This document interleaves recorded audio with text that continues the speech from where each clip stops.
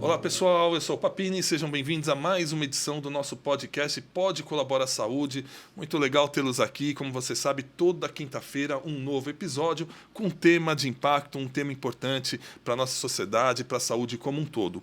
E hoje, gente, é um prazer enorme, né? Nós vamos falar de um assunto aqui que eu tenho certeza que, se você já não teve algum problema, você conhece algum familiar ou algum amigo que viveu ou vive algum problema relacionado a esse tema que a gente está trazendo.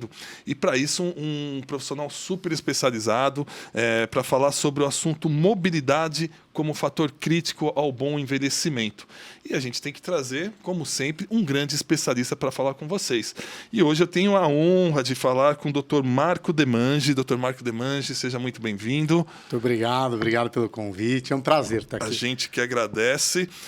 Eu vou deixar você se apresentar, Dr. Marco, porque eu estou com a relação aqui dos seus títulos, formação, tudo, mas é muita coisa. Então, vou deixar para você resumir, se apresentar. Eu acho que não é essa a ideia, né? A ideia é só, como você sabe, eu sou médico ortopedista, atuo aqui em São Paulo, tenho atuação na parte de trabalho e profissional no meu consultório e na parte acadêmica na Universidade de São Paulo, onde eu sou professor na universidade, professor livre-docente lá. Mas, enfim, acho que a ideia é o bate-papo. Quem quiser saber de mim, consegue me encontrar, e acho que não é esse o mote aqui. Não, mas é verdade. Dr. Marco Demange, eu tenho uma relação, né, de admiração profissional, né, por todo o seu currículo e a gente que atua na área da saúde, né, o pessoal conhece e sempre te coloca como uma referência no tema de joelho, mas também pessoalmente, né, porque o Dr. Marco fez uma cirurgia de prótese comigo, estou revelando aqui para vocês, e que mudou minha vida. Vou falar um pouquinho mais sobre isso, a gente vai discorrer sobre esse tema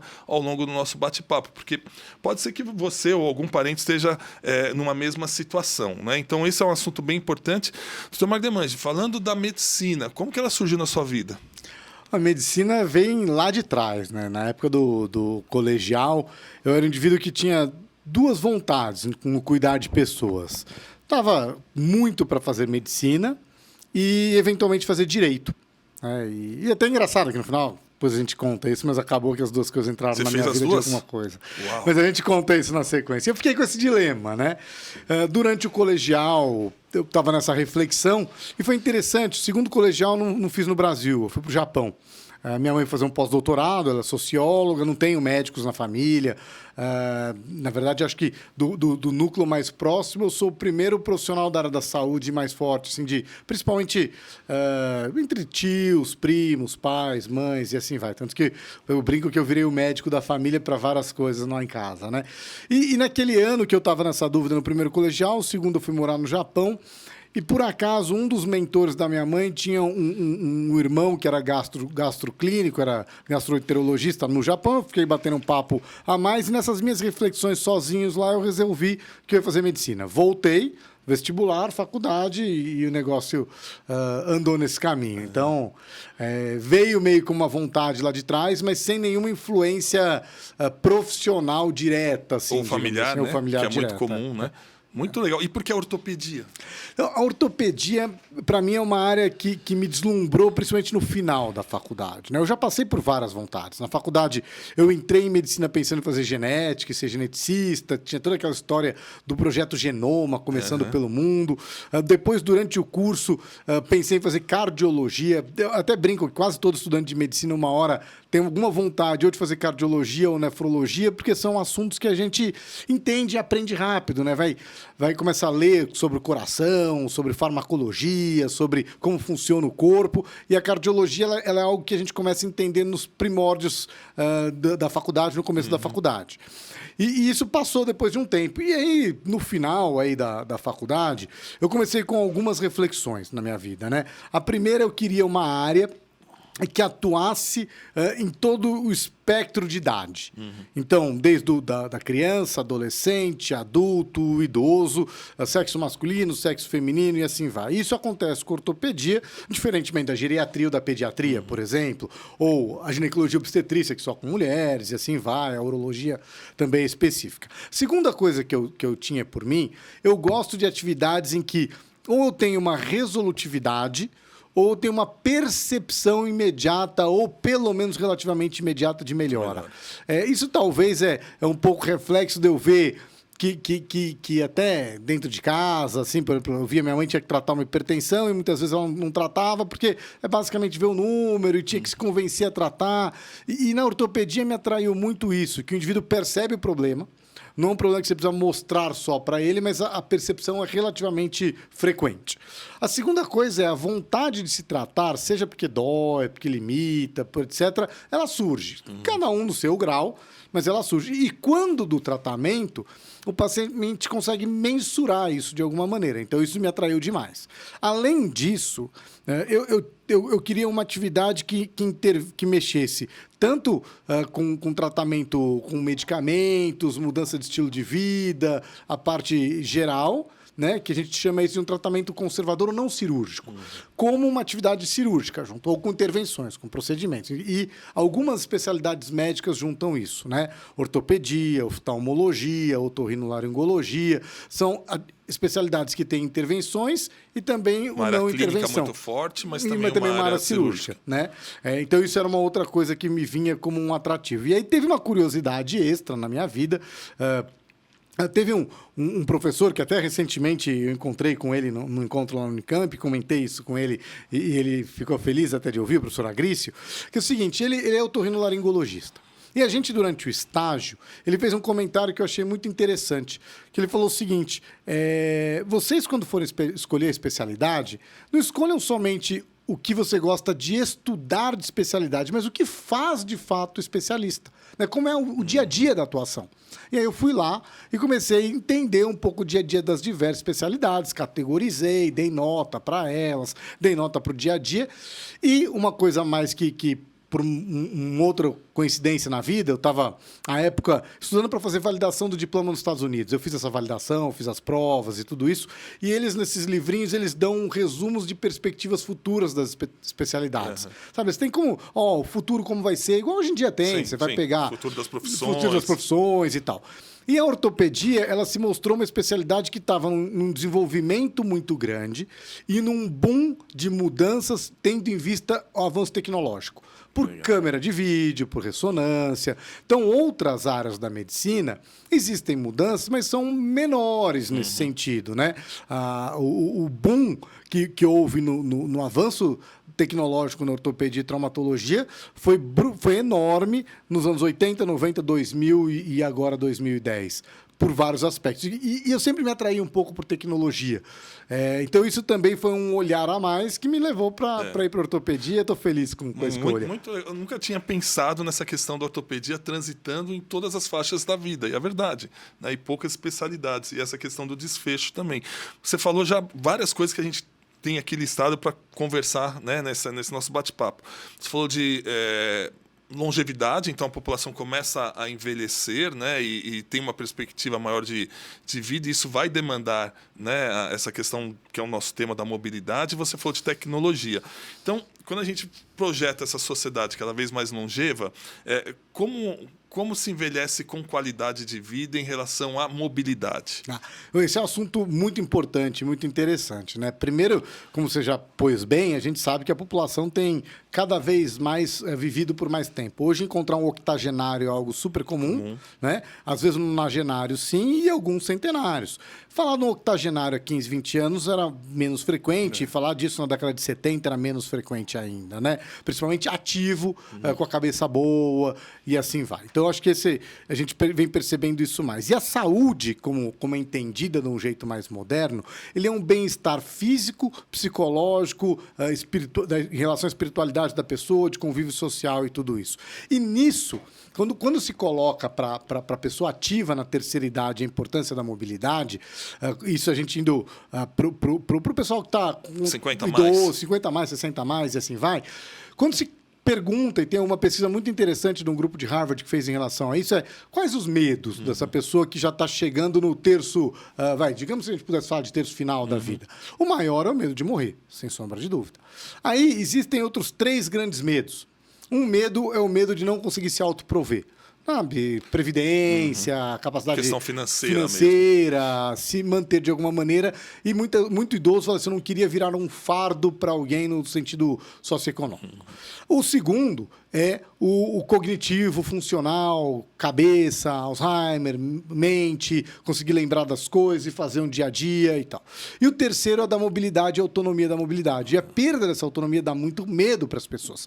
Até porque ela interfere nas outras duas. Perfeito. Se o indivíduo está com uma autonomia de mobilidade ruim, não consegue ir e vir, não consegue visitar os amigos, não consegue passear, brincar com os netos e tudo isso, isso afeta o aspecto social.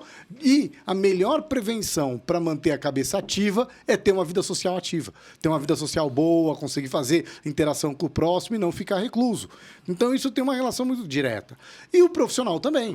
Né? Se o indivíduo precisa trabalhar, se ele tiver uma mobilidade boa, ele tem mais facilidade de deslocamento no trabalho, ele tem mais facilidade de ter uma vida produtiva. Então, são coisas que entram em conjunto. Né? A gente cada vez mais percebe que estar com uma mobilidade boa é importante. E se a gente descer um pouco para uma faixa um pouco mais jovem, e aí vamos lá, a gente falou das 60 a mais. Se a gente jogar aí para uma faixa dos 40 a 60, né? Hoje em dia eu estou com 46, né? Então eu já me incluo nessa faixa, posso falar isso com tranquilidade. Se a gente observar o número de pessoas que são praticantes de atividade física frequente entre 40 e 60 anos, homens e mulheres, comparando a década aí de 2000 em diante, 2010 em diante, com os anos 80, é muito diferente. Né? A gente é só hoje num clube e olhar o número de mulheres jogando beach tênis com 45 anos de idade, 50 e 60. E se a gente recordasse no nosso passado da infância e imaginasse a mãe de algum amigo com 40 e poucos anos, 50 anos de idade, a gente raramente a via, na grande maioria das vezes, com a prática frequente de esporte, de atividade física. Então, esta faixa também, em que a lesão menor que tira alguma mobilidade num grau menor do que é uma artrose, não capacidade de andar, também tira autonomia. Autonomia de bem-estar, de esporte. Quando a gente olha para a saúde como bem-estar físico, emocional, mental, social, como um todo do indivíduo, a mobilidade é um pilar muito importante no envelhecimento saudável. Perfeito. E agora, a gente está falando de 60 a mais, né? E é inevitável que todos nós teremos algum problema ósseo-muscular ou não? Inevitável é uma palavra muito forte quando a gente fala com medicina, mas é muito provável que sim. Tá? Se a gente vai para estatística, acima dos 80 anos de idade, 80% da população tem algum grau de artrose. Tá? Artrose, se a gente somar mão, quadril, coluna, etc. Tal. Se estima que, considerando a senilidade, ou seja, o envelhecimento natural do corpo, praticamente toda a população vai ter artrose se chegar aos 100 anos. Né? 100% em 100 anos. Seria basicamente essa conta. O grande negócio que a gente tem que olhar é quantos vão ter artrose que vão limitar a capacidade funcional, ou seja, o dia a dia, a qualidade de vida, de uma maneira significativa e como a gente pode tentar reduzir esse número até lá. Então, mesmo que todos tenham algum grau de artrose, desgaste da cartilagem se desgastando nas articulações do corpo, a gente olha para isso e diz, tudo bem, quantos por cento vão precisar de intervenções cirúrgicas? Se a gente tiver um corte no mundo atual, né, e provavelmente para a próxima década e para a seguinte, porque muito desse desgaste já vem do passado, né, então a gente olha o que já vem se desgastando e projeta lá para frente, você fala, bom, aqui já tem muitas pessoas que atingiram o ponto de não retorno, de que aquele desgaste só vai aumentar. Indo nessa linha, o número de pessoas que vão precisar de uma cirurgia para artrose, estimada aí, em média, para essa década e para a seguinte no Brasil, é algo ao redor aí de 200 para cada 100 mil pessoas na população. Que é um número muito grande. Os Estados Unidos já tem 400 para cada 100 mil pessoas na população sendo operadas a cada ano, né, entre próteses de joelho e de quadril. Isso dá, para você ter ideia, nos Estados Unidos, em torno de 1 milhão de pessoas por ano fazendo cirurgia de prótese de joelho e de quadril. Aí você fala, bom, mas o que significa esse número, né? Muita gente aqui no Brasil já conheceu algum amigo que torceu o joelho e rompeu o ligamento cruzado. Né? Nos Estados Unidos, se opera em torno de 180 a 200 mil pessoas com cruzado. 5 vezes mais pessoas ao ano fazem cirurgia de prótese de joelho ou quadril nos Estados Unidos do que pessoas fazem reconstrução do ligamento cruzado anterior. É muita gente, né? É bastante. Mas aí, Todemange, é por um fator de acesso ou um fator cultural, quer dizer, cultural no sentido de eles acabam tendo mais lesões de fato, ou um desgaste mais acelerado por excesso de peso, alguma coisa assim, ou é por questão de acesso ao sistema, ao recurso? Essa sua pergunta é muito boa, né? Porque a gente faz tudo isso como reflexões, acesso, o que é. E na hora da gente tentar responder essa pergunta, a gente tenta fazer alguns comparativos com outros países. Né, com países ou que são culturalmente mais próximos ao Brasil, países latinos, que têm um perfil de postergar um pouco mais essa questão da intervenção, de muitas vezes ter gente cuidando muito da casa junto com a pessoa. A gente tem uma situação no Brasil que é... Vamos falar primeiro do aspecto cultural, depois eu vou falar do acesso, vou falar separado. Tá, perfeito.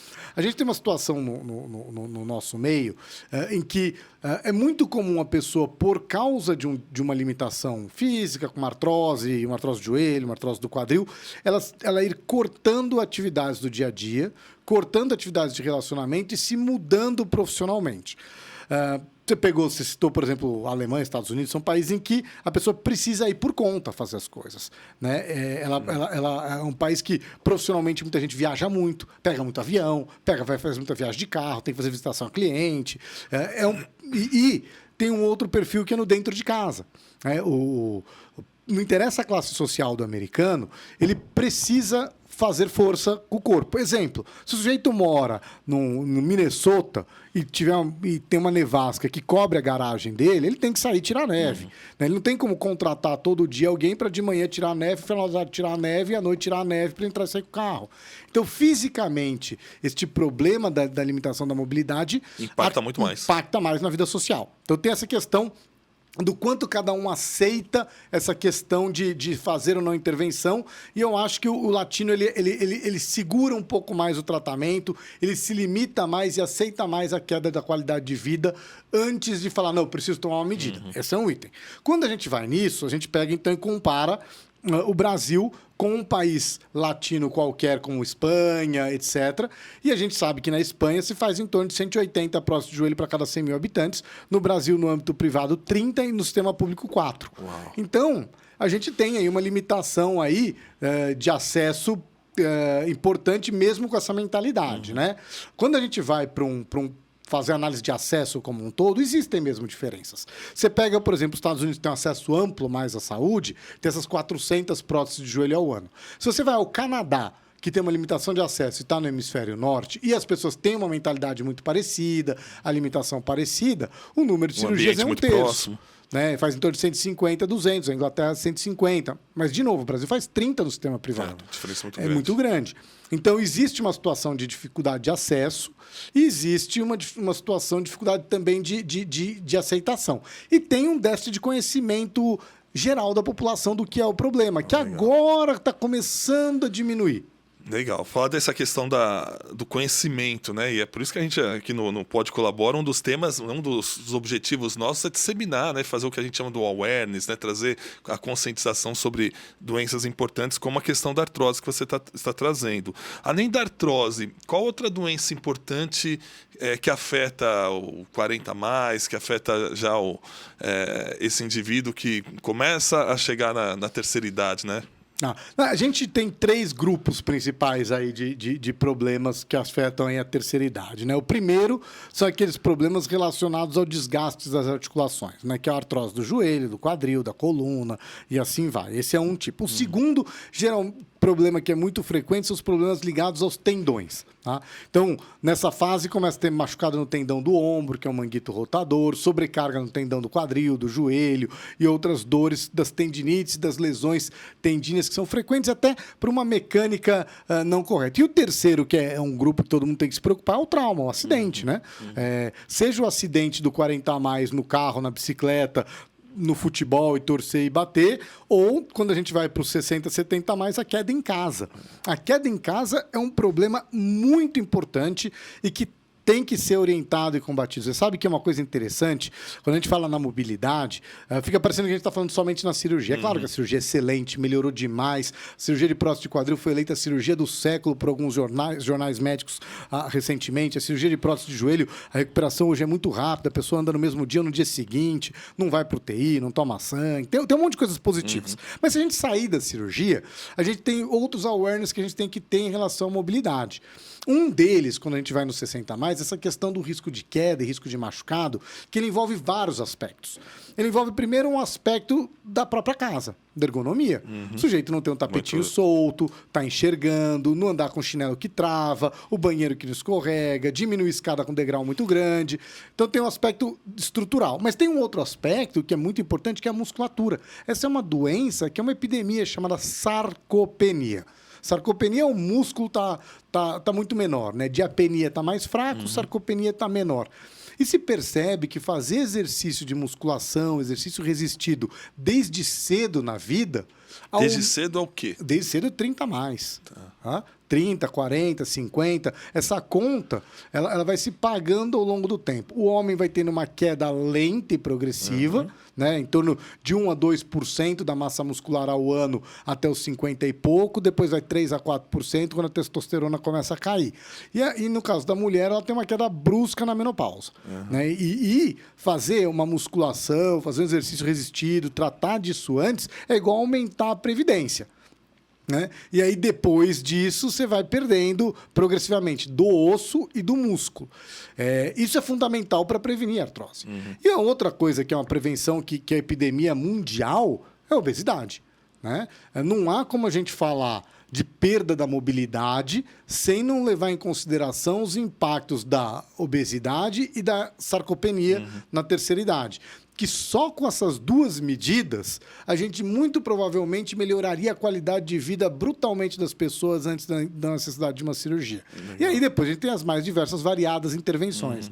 Engraçado, sabe que uns 15, 20 anos atrás falava muito de osteoporose. Como uma doença importante, etc. Ela diminuiu por conta a incidência por conta de alimentação ou reposições, ou não? Eu não saberia te dizer se diminuiu. Né? O que eu posso te dizer é mais gente faz exercício físico resistido. Muito provavelmente esse alerta que se deu à osteoporose muito grande melhorou demais a consciência das pessoas de terem o tratamento dela. E os programas de diagnóstico da osteoporose foram ampliados muito. A osteoporose é uma doença silente. Ela é uma doença que a pessoa não percebe. Né? E aí, esse é um problema muito grande. Porque se ela não percebe, e muitas vezes o primeiro momento que a pessoa percebe é quando ela cai e quebra o quadril, e aí é uma cirurgia importante, na urgência e tudo isso, ela acaba sendo algo que tem que ser visto previamente. Né? Mas ainda continua sendo um problema de saúde pública importante. Não... É relevante. Relevante, né? Você falando é bem interessante, porque assim, a gente pensa em check-up, vai no cardio, né? O homem vai lá no urologista, a mulher na ginecologista. Devia ter um check-up na parte ósseo-muscular, né? Então, o melhor profissional para tratar essa fase é o profissional que acompanha a saúde como um todo. É o clínico geral, no caso do médico que vai no clínico, o geriatra, no indivíduo que for no geriatra, a ginecologista e a obstetra, quando a mulher não tem junto um geriatra, mas quando tem sim, mas quem faz o cuidado geral.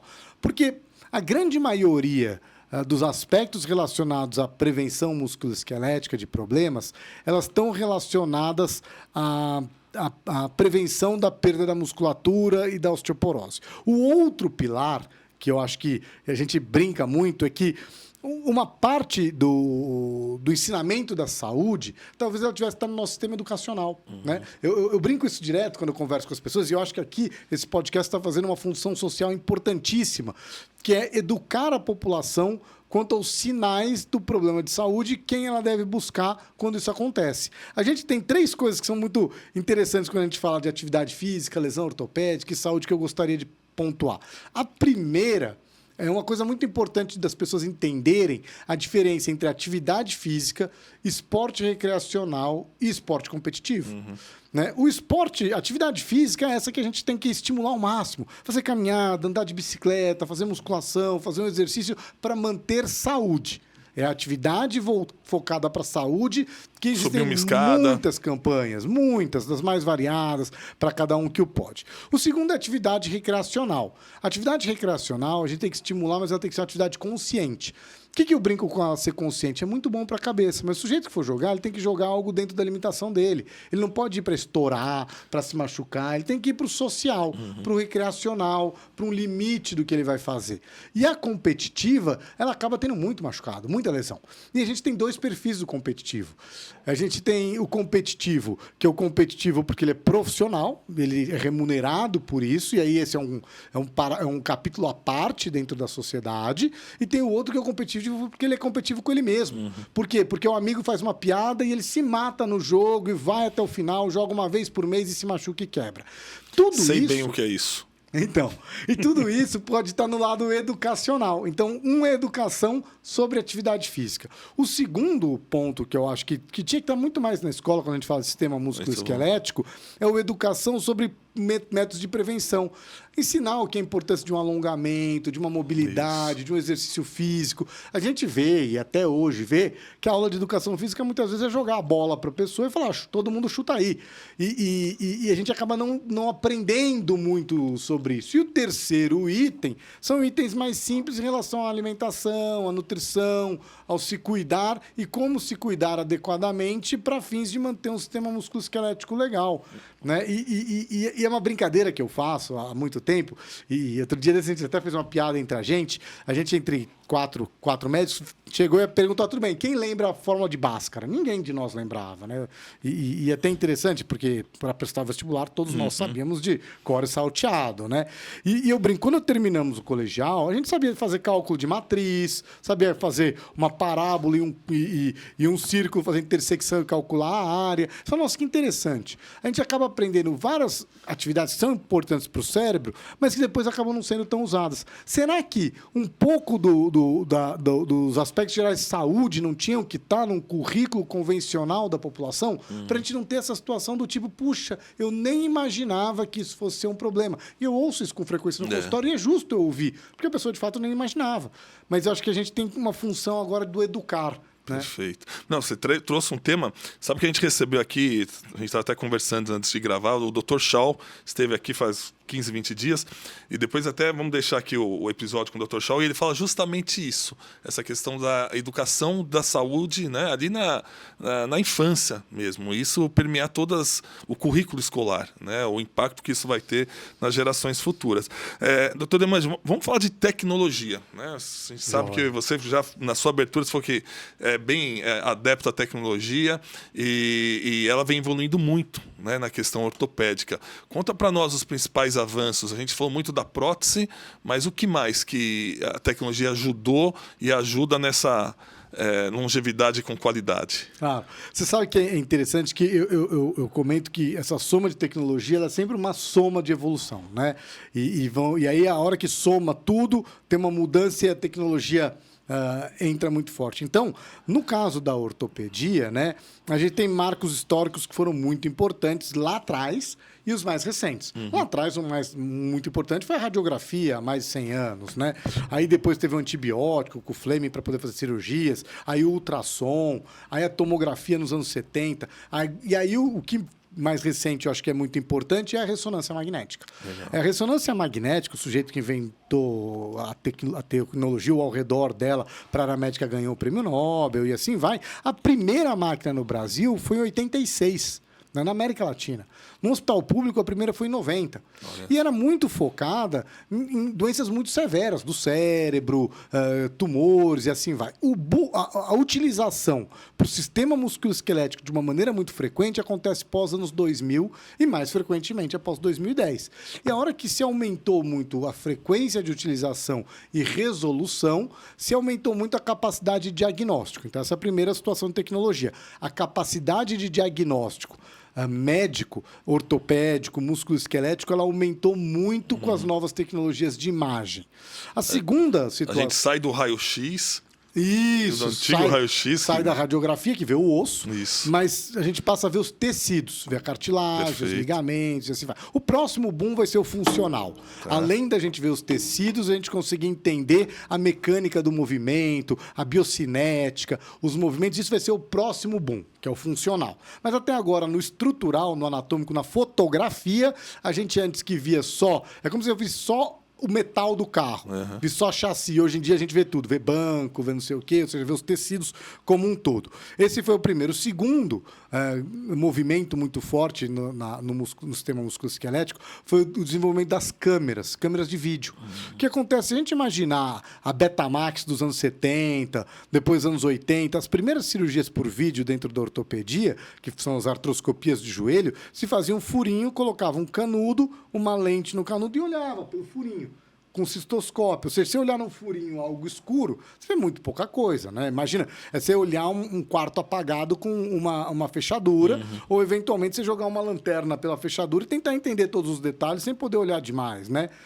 E as câmeras de vídeo chegaram e se desenvolveram demais. Você tem um celular hoje com uma câmera que grava 4K, tem gente com 8K. Então, melhorou demais a tecnologia. A tecnologia da televisão também melhorou. Você imagina a televisão dos anos 80 e agora, mudou demais. Então, a nossa capacidade de fazer cirurgias minimamente invasivas por sistemas de vídeo cresceram sobremaneira. Isso muda totalmente uma pessoa que nos anos 80 e 70 rompeu um ligamento jogando futebol e tem aquela memória do tipo estraguei para sempre, nunca mais volto. Ixi, agora que você estourou, perdeu tudo. Para o mundo de hoje, com tecnologias com recuperação muito mais rápida, um dia a dia voltando ao melhor, a chance de voltar ao esporte altamente maior.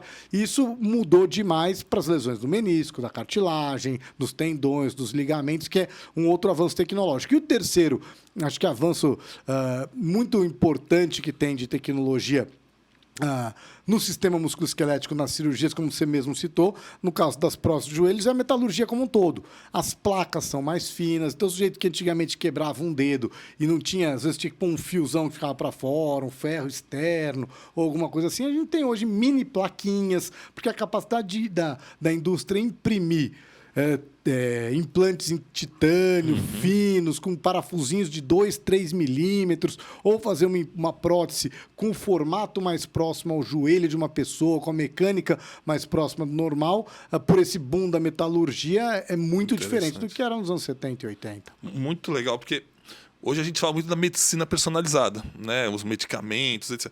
E podemos dizer que a gente, com essa metalurgia, né, avançada, a gente vai chegar a ter quase que próteses personalizadas para cada indivíduo, conforme estrutura, isso já existe. Né? Já. É que é muito pouco frequente, é algo ainda de custo caríssimo. Alto, em que o indivíduo pode fazer uma imagem de uma articulação e mandar imprimir exatamente o dele. Mas, de uma maneira geral, o que a gente vem percebendo, que talvez seja mais custo-efetivo para o mundo inteiro, são designs cada vez melhores. Então, os desenhos de implante estão melhorando cada vez mais, ampliando o número de implantes. Ou seja, em vez de antigamente você ter PMG, imagina se você tivesse 3 tamanhos de camiseta para toda a população. Né? Você ter estreito, largo, mais fino, mais baixo e assim vai, um leque muito grande. E o que vai vir na personalização? A gente imagina que vai vir uma análise prévia de cada pessoa, e aí falar, para esta pessoa, o melhor a se instalar é este produto, nessa posição, dessa maneira, por base do Big Data.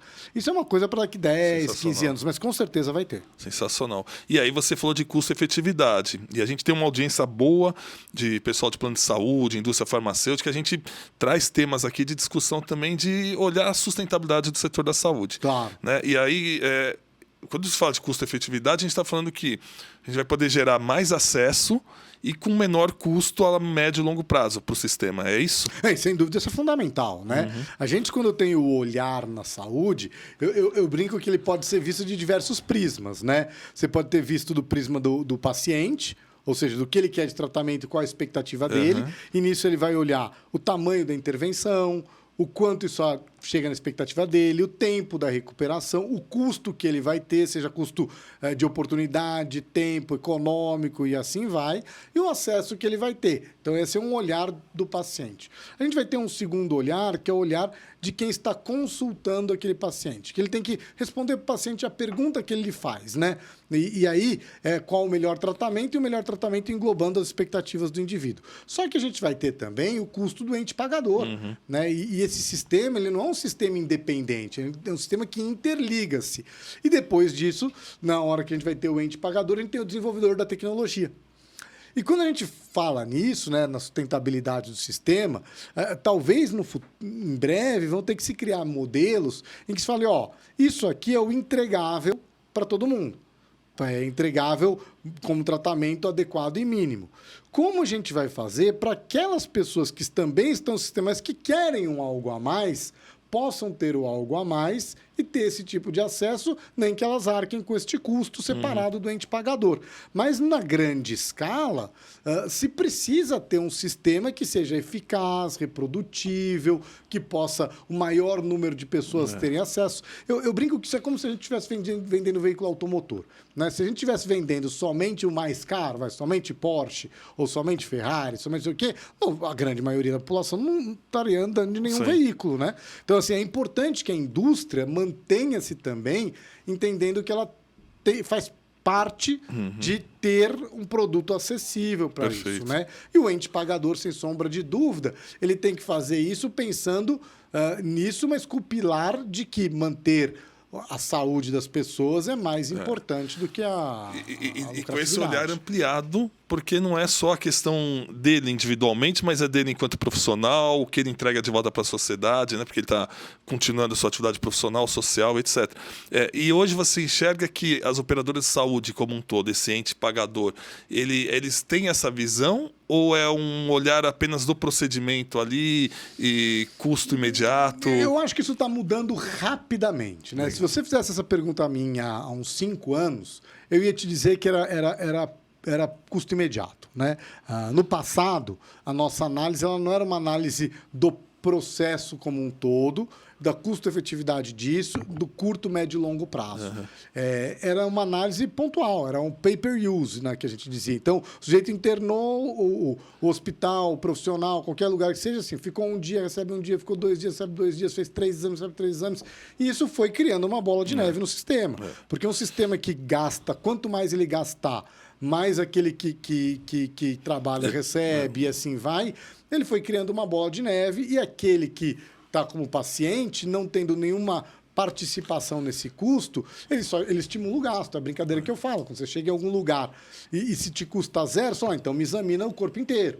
Né? Você fala, não, peraí, você paga X por cada pedaço como coparticipação de pagamento. Você fala, bom, então preciso mesmo fazer esse outro pedaço. Ou vincular com desfecho, né? E aí, isso foi um primeiro período. Hoje, ele é vinculado com desfecho, com tempo, com pacotes. Quem começou, na verdade, uma grande mudança nisso no mundo foi a Hillary Clinton no Medicare nos Estados Unidos. Entretanto, o grande problema é que tudo que é pendular, ele vai e aperta, às vezes, demais e tem que se corrigir. Hoje, nessa situação da avaliação de blocos de tratamento, de pacotes de tratamento, tem havido uma crítica no meio médico que talvez o pêndulo foi para um oposto que está desvalorizando a atividade do profissional, a autonomia do profissional e dos pacientes e, eventualmente, em algumas situações, pode estar prejudicando o desfecho. Perfeito. Porque quando a gente olha desfecho, você tem 3 maneiras de olhá-lo. Né? Você tem, primeiro, o desfecho que agrada ao paciente. O que ele gostaria, quantos por cento o índice de satisfação. Então, dos pacientes tratados, 99% ficaram satisfeitos, 1% não ficou, assim vai. Isso é um olhar para o desfecho. O outro olhar para o desfecho é a entrega do que você considera, o operador de saúde considera o mínimo necessário a ser entregue no menor custo. Isso é um outro olhar de desfecho. Operou, fixou aquela fratura, a pessoa foi de alta, ela está na casa dela, não é mais um custo meu e me custou X. Esse é um outro. Satisfeito ou não satisfeito o paciente, você pode olhar para um desfecho diferente. E a outra maneira de olhar para o desfecho é olhar para o desfecho no médio e longo prazo. O grande problema do médio e longo prazo é que ele depende de uma consciência de que nem sempre o beneficiário do desfecho vai ser o ente pagador. Porque se eu faço um tratamento que vai durar 5 anos em alguém, e um tratamento que vai durar 20 anos em alguém e me custe 1,5 vezes, só que este alguém não for estar comigo depois de 4 anos, do ponto de vista de olhar de desfecho econômico, não estou falando de correto, clínico, certo, errado, clínico, mas de desfecho puramente econômico, na realidade, de custo-efetividade, o mais caro não foi eficaz. Porque para os 4 anos em que você estaria com aquela pessoa nos cuidados, o mais caro e o mais barato foram equivalentes. Se a gente for olhar como desfecho na vida da pessoa ou na sociedade, uma vez e meia para algo que vai durar 3 vezes mais, faz mais sentido do Sem que dúvida. um valor para algo que vai durar menos. Então, essa discussão sobre desfecho, custo-efetividade, ela é muito mais ampla e ela tem várias maneiras e várias lentes de serem colocadas. Mas tem que ser discutido. Tem que ser discutido, sem sombra de ser dúvida. discutido. Mas ela tem que ser discutido e talvez tem que ser mais explicitado para todos o motivo dessa discussão, né? A gente vê um aumento significativo do custo da saúde, a inflação médica está sendo muito grande, principalmente ligada à parte de tecnologia médica, né? Até o pessoal brinca que, entre os médicos, né, que quando você olha o gráfico de tabela de honorários médicos, eu te digo não o profissional que define o seu próprio honorário, mas quando você vai ver uma tabela de pagamento no sistema público, uma tabela de pagamento numa operadora de saúde, isso daqui destoa brutalmente da inflação convencional do país e da inflação médica nem se fala. É só, bom, então onde está essa inflação médica? A inflação médica está muito no custo dos medicamentos, dos equipamentos, da estrutura necessária e houve também um excesso de uso. Né? Um pouco por um receio do não usar, depois ser considerado culpado por ter sido negligente com alguma coisa.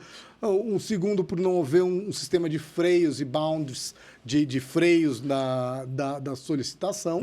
E o terceiro é por um desvinculamento completo daquele que solicita o exame com o ente pagador. Muito bom, Dr. Demange. Poxa, é uma aula, né? A gente falar sobre... Fomos da parte comportamental até a parte econômica, de health economics aqui, e eu acho que é muito legal, porque os temas, eles transitam, né, por todo esse arcabouço de conhecimentos. Muito bom. Olha, a gente, infelizmente, 41 minutos, a gente está aqui já num bate-papo bom que passa rápido, né? E a gente vai ter que encerrar, mas já fazendo um convite para você retornar mais para frente, trazer essas novidades que a gente tem aqui na área da saúde que não param. E queria deixar uma lembrança para você do nosso podcast, que é a nossa caneca do Pod Colabora, do Instituto Colabora Saúde. Se for tomar aquele café, aquele chá. Tá? Muito obrigado. Obrigado pela presença. Espero que você tenha gostado. Se quiser deixar uma mensagem final para o pessoal se cuidar e chegar bem ali nos 80, 90 anos. Claro, eu acho que a mensagem mais importante que a gente tem nessa hora, quando a gente fala de mobilidade, é não procrastine. Ou seja, não jogue para frente o seu olhar para esse tratamento. Seja ele um tratamento de prevenção, seja ele um tratamento de identificar se tem um problema, seja ele de algum tipo de intervenção, não deixe sua qualidade de vida ser afetada, porque os anos só andam para frente, né? O maior custo da vida é porque a idade e o tempo só passa para frente, a gente não pode rebobinar. Então, minha mensagem é, não jogue para frente, não procrastine e busque ter a melhor qualidade possível mantendo sua boa mobilidade. Legal, pessoal, vocês viram? Falei que ia ser demais, né? Dr. Marco Demange é sempre uma aula, né? Falar com ele. Espero que vocês tenham gostado. Esse assunto é muito importante. Então, repliquem aí para quem vocês conheçam, para familiares, amigos, né? E vai lá no nosso canal, deixa um like, se inscreva, faça tudo aquilo que vocês já sabem. Obrigado pela presença. Até o próximo episódio. Um abraço. Até mais. Tchau, tchau.